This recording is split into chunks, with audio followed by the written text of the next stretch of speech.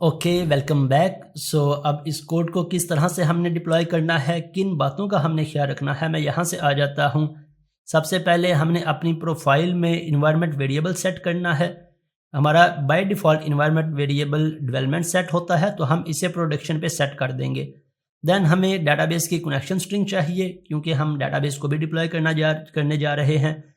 इसके बाद हमें SSL चाहिए। SSL ऑलरेडी हम इंटीग्रेट कर चुके हैं। देन हमने आउट ऑफ प्रोसेस एट्रीब्यूट को यूज़ करना है और फिर FTP पे चले जाएंगे। अब इस एप्लीकेशन की हमने पब्लिशेबल या रिलीज फाइल्स क्रिएट करनी है। किस तरह से क्रिएट करनी है, इसको सबसे पहले मैं रीबिल्ड करके चेक कर लूँ इसमें कोई एरर तो नहीं।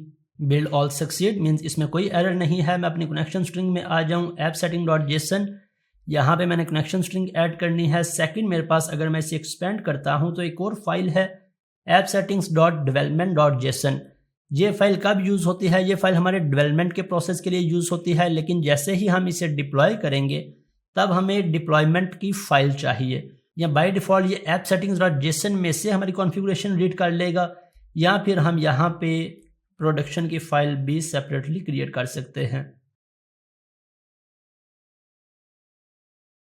और इस फाइल में आने के बाद मैं यहाँ पे अपनी कनेक्शन स्ट्रिंग को ऐड कर दूंगा।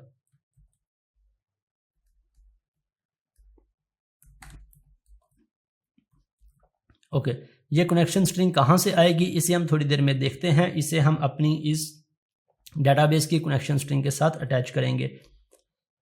इसके बाद हमने इसमें क्या देखना है, हम यहाँ से प्रॉपर्टीज़ में आ जाएं। तो प्रॉपर्टीज़ में आने के बाद मैं इसको, हमारे पास कोई भी प्रोफाइल क्रिएट नहीं है, मैं इसको पब्लिश करता हूँ। पब्लिश, मेरे पास डिफरेंट तरह के ऑप्शंस आ गए। एज़्योर पे मुझे पब्लिश करना है, डॉकर कंटेनर, फोल्डर, FTP पे भी डायरेक्ट पब्लिश कर सकते हैं। प्रोफाइल को हम इंपोर्ट करके प्रोफाइल को भी पब्लिश कर देते हैं। तो लेट्स से मैं इसको किसी एक फोल्डर में ले जाता हूँ। इसकी पब्लिशेबल जो फाइल्स क्रिएट होंगी उन्हें मैं फ़ोल्डर में ले जाता हूँ। मैं यहाँ से डेस्कटॉप पे चला जाता हूँ, डेस्कटॉप पे, या फिर डॉक्यूमेंट्स में चला जाता हूँ। डॉक्यूमेंट्स में जाने के बाद मैं यहाँ से क्रूड टेस्ट का एक फ़ोल्डर क्रिएट करता हूँ और इसमें अपनी पब्लिशेबल फाइल्स को ऐड करवा लेता हूँ। ओके, अभी तक ये मेरी एप्लीकेशन पब्लिश नहीं हुई, इसने सिर्फ मेरी प्रोफाइल क्रिएट की है। अगर आप राइट साइड पे देखेंगे प्रॉपर्टीज़ में, तो प्रॉपर्टीज़ में ये पब्लिश प्रोफाइल्स और ये मेरे पास प्रोफाइल का ऑप्शन आ गया। अब इस प्रोफाइल में हमने एक इम्पोर्टेंट प्रॉपर्टी यूज़ करनी है इन्वायरमेंट नेम की।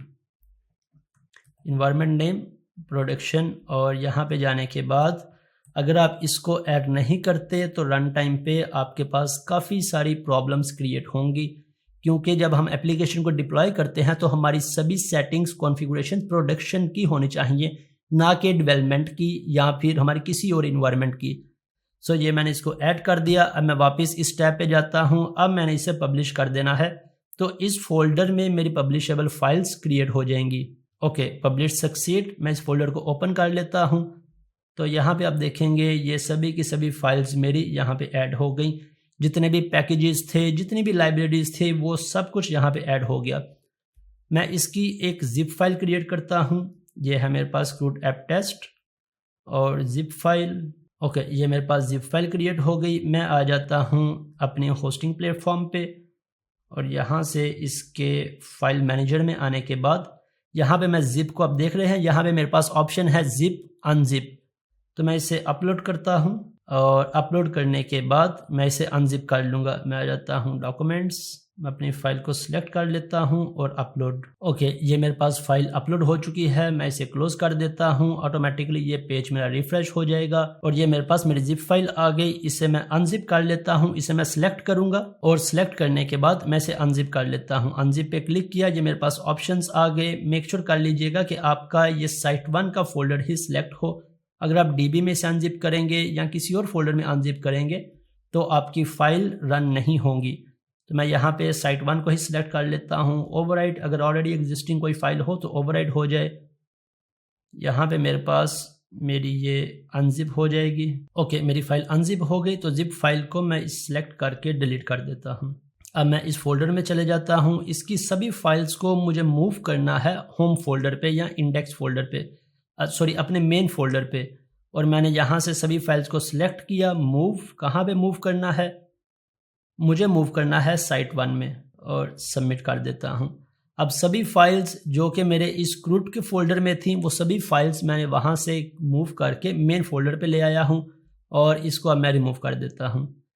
ये स्टेप मेक श्योर कर लीजिएगा, एक एक स्टेप इसी तरह से आप इम्प्लीमेंट करें। अगर किसी एक स्टेप में मिस्टेक होगी तो आपकी फर्दर एप्लीकेशन वर्क नहीं करेगी, आपको काफ़ी सारे एरर्स डेफिनेटली आ जाएंगे।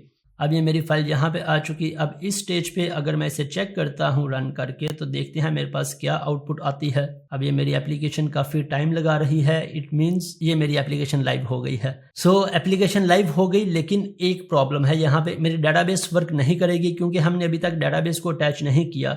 बट एटलीस्ट हमारे पास हमारी एप्लीकेशन लाइव होगी, हमारी फाइल्स प्रॉपर वर्क कर रही हैं। अब हम आ जाते हैं डाटाबेस पे।